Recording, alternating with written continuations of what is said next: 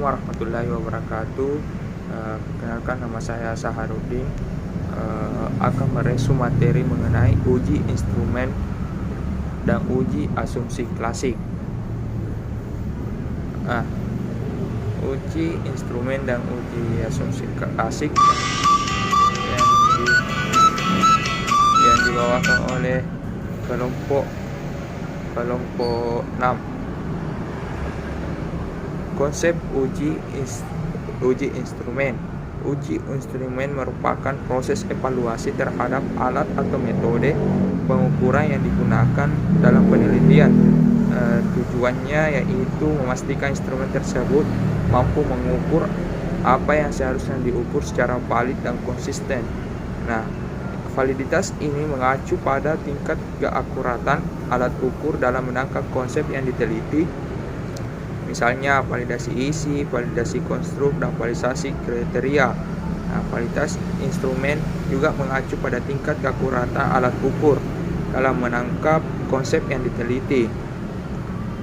Sementara reliabilitas mengindikasikan konsisten hasil pengukuran jika instrumen diterapkan berulang kali dalam kondisi yang sama.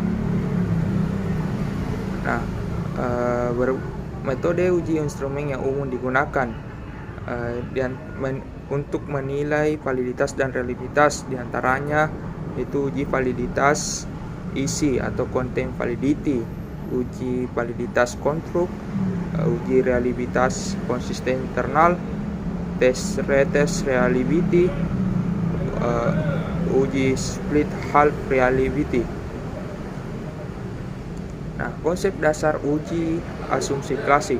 Uji asumsi klasik merupakan prosedur pemeriksaan terhadap kondisi-kondisi yang harus dipenuhi oleh data untuk menjalankan analisis regresi linear secara valid. Asumsi-asumsi ini meliputi normalitas, heteroskedastisitas, multikolonialitas, linearitas, dan autokorelasi.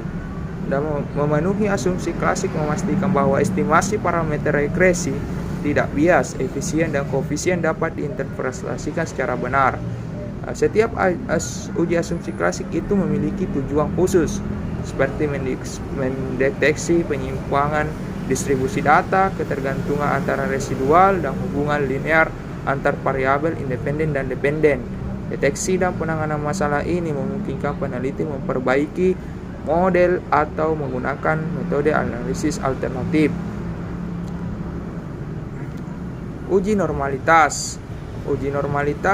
Metode uji normalitas yang umum digunakan meliputi uji Kolmogorov-Smirnov, uji Shapiro-Wilk, analisis Grafka. Uji normalitas ini bertujuan memastikan bahwa residual dan variabel dalam bermodel regresi berdistribusi normal. Interpretasi hasil uji mengacu pada nilai signifikan atau p-value. Jika p sama dengan 0,05, data dianggap berdistribusi normal.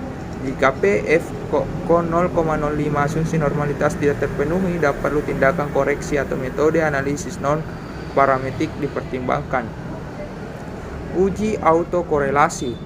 Uji autokorelasi ini bertujuan untuk mendeteksi adanya korelasi antara residual dan dalam model regresi, khususnya dalam data runtut waktu atau disebut dengan time series. Time series, metode yang umum dipakai adalah Durbin-Watson test dan grafik residual plot. Ada uji linearitas. Uji linearitas adalah pemeriksaan untuk memastikan hubungan antara variabel independen dan dependen dalam model regresi antar linear dan berfungsi. Karena metode regresi linear hanya valid jika hubungan tersebut membentuk garis lurus.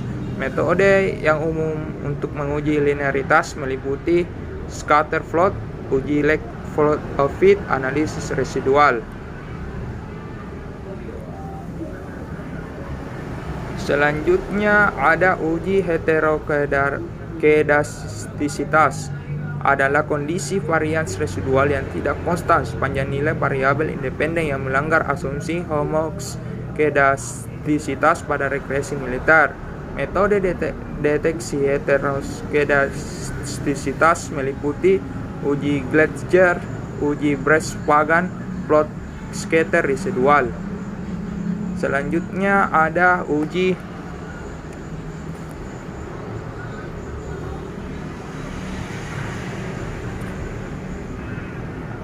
multikoloneritas. Uji multikoloneritas terjadi ketika variabel independen dan model regresi saling berkorelasi sangat tinggi dan dapat menyebabkan ketidakstabilan estimasi koefisien dan menyulitkan interpretasi pengaruh variabel individual. Deteksi multikoloneritas umum digunakan dengan variance inflation factor, toleransi, dan kolerasi versa. Itulah resume dari kelompok 6. Lebih dan kurangnya mohon dimaafkan. Sekian, wassalamualaikum warahmatullahi wabarakatuh.